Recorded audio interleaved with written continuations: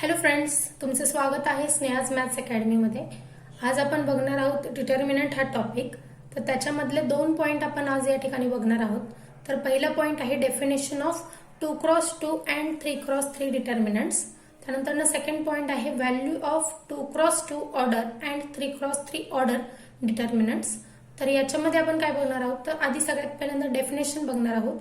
त्यानंतर जर आपल्याला एखादा 2x2 किंवा 3x3 ऑर्डरचा जर डिटर्मिनंट दिला असेल तर त्याची व्हॅल्यू कशा प्रकारे फाइंड आउट करायची ते आपण बघणार आहोत. आणि आजचा व्हिडिओ हा झाल्यानंतर आपण नेक्स्ट व्हिडिओमध्ये क्रॅमर्स रूलचा यूज करून जर आपल्याला इक्वेशन दिले असतील, सायमल्टेनियस इक्वेशन दिले असतील इन 2 व्हेरिएबल्स किंवा 3 व्हेरिएबल्स, तर त्या केसमध्ये क्रॅमर्स रूलचा यूज करून आपण त्याचं सोल्युशन कसं फाइंड आउट करायचं ते बघणार आहोत नेक्स्ट व्हिडिओमध्ये. तर आता आपण आत्ताच्या व्हिडिओला सुरुवात करूया. तर आता आपण बघतोय डिटर्मिनंट्स. तर डिटर्मिनंट त्याची डेफिनेशन आहे, determinant is a square arrangement of numbers ब्रॅकेटमध्ये लिहिले real or complex within 2 vertical bars. Okay, तर डिटर्मिनंट म्हणजे काय असतो की एक प्रकारची स्क्वेअर अरेंजमेंट असते नंबरची, की ज्याच्यामध्ये रियल नंबर किंवा कॉम्प्लेक्स नंबर पण असू शकतात आणि ते जे काही नंबर आहेत ते 2 व्हर्टिकल बारमध्ये आपल्याला डिनोट केलेले असतात. तर ही झाली डेफिनेशन डिटर्मिनंटची. आता आपण ऍक्च्युअली बघूया की 2x2 डिटर्मिनंट आणि 3x3 डिटर्मिनंट म्हणजे नक्की काय असतं. तर सगळ्यात पहिल्यांदा definition of 2x2 determinant, an arrangement of 4 numbers a1, b1, a2, b2 in 2 horizontal lines and 2 vertical lines enclosed between 2 vertical bars is called a determinant of order 2x2. तर ही त्याची definition आहे. आता त्याला डिनोट कशाने करता ते बघूया. It is denoted by delta or D और 2 व्हर्टिकल बार मध्ये ए. तर इथे ए जो आहे तो काय पर्टिक्युलर तो जो मॅट्रिक्स असेल त्याचं नाव असणार आहे. ठीक आहे, आणि त्याला आपण 2 व्हर्टिकल बारच्या आतमध्ये लिहिलं तर त्या मॅट्रिक्सचा तो डिटर्मिनंट होतो, किंवा त्याला आपण डी ने पण डिनोट करू शकतो, किंवा हा स्मॉल ट्रायंगल त्याला डेल्टा असं म्हणतात.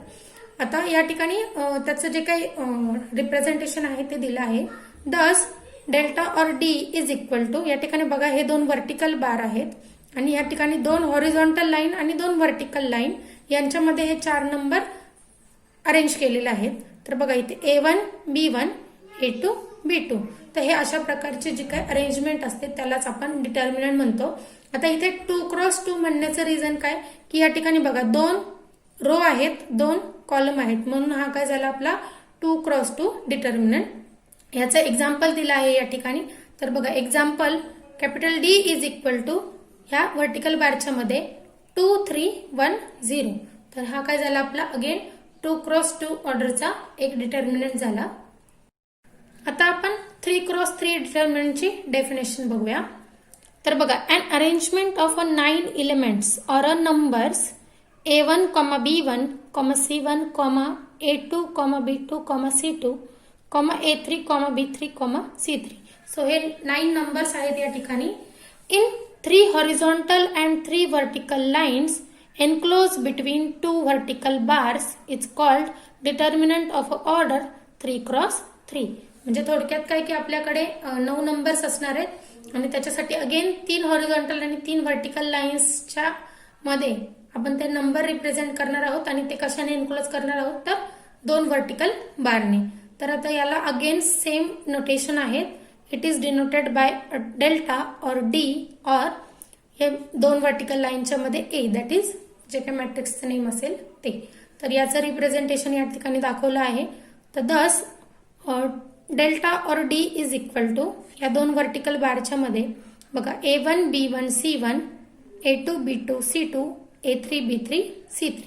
तर बघा या ठिकाणी हे 9 नंबर जे आहेत ते अशा पद्धतीने रिप्रेझेंट केले आहेत.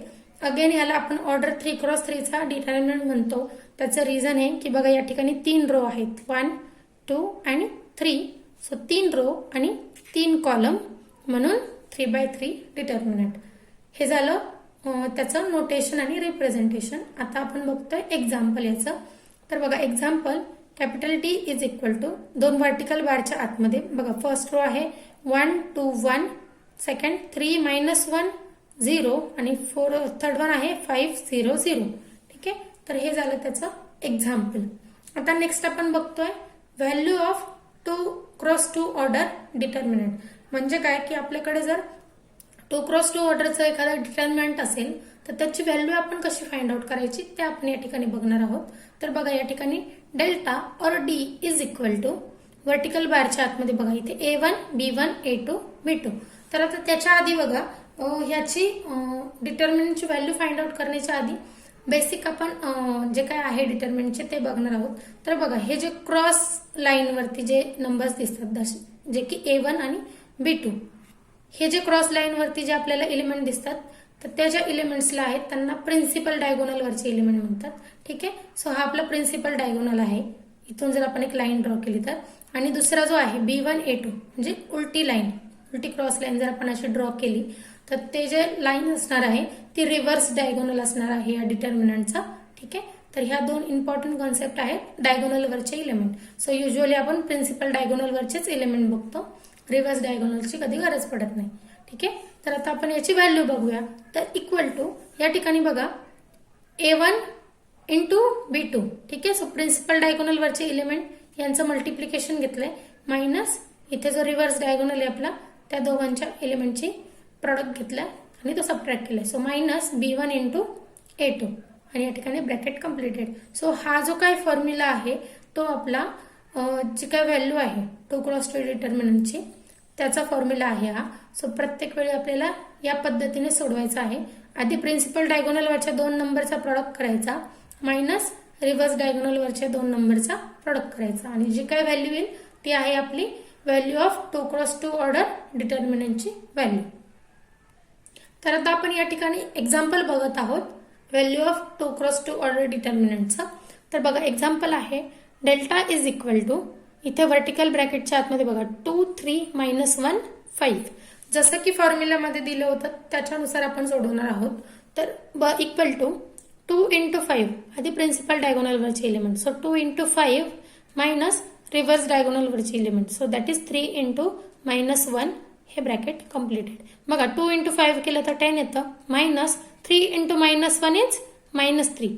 अगेन हे मायनस मायनस मल्टिप्लाय झाले तर नेक्स्ट लाईन काय येईल इक्वल टू 10 + 3. सो फायनली आपल्याला डेल्टा इज इक्वल टू किती मिळालं 13. सो ही जी काही 13 आहे ती व्हॅल्यू झाली आपल्या 2x2 ऑर्डर डिटर्मिनंटची.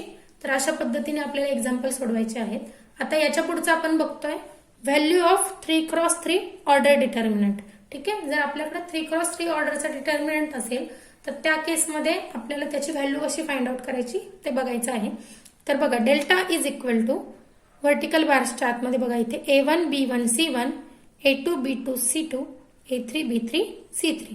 आता जसं की आपण 2x2 ऑर्डर डिटर्मिनंट मध्ये बघितलं की प्रिन्सिपल डायगोनल व्हर्टिकल डायगोनल, तसंच बघा इथे A1 B2 C3 हे जे तीन एलिमेंट आहेत या ठिकाणी डायगोनल वरती, तर हा जो काय आहे तो आपला प्रिन्सिपल डायगोनल आहे. याच्या उलट C1 B2 आणि A3 हे जे काय आहेत ते रिव्हर्स डायगोनल आहेत. ठीक आहे. तर आता आपल्याला याची व्हॅल्यू कशी फाइंड आउट करायची तर ते बघायचं आहे. तर बघा या ठिकाणी याची व्हॅल्यू काढणे खूप सिंपल आहे. आपण काय करतोय एक वरचा जो रो आहे, युजली आपण वरचा जो रो असतो तोच यूज करतो, पण आपण त्याच्या जागी दुसरा तिसरा हा यूज केला तरी चालणार आहे, पण मोस्ट ऑफ द टाइम आपण फर्स्टला प्रेफरन्स देतो.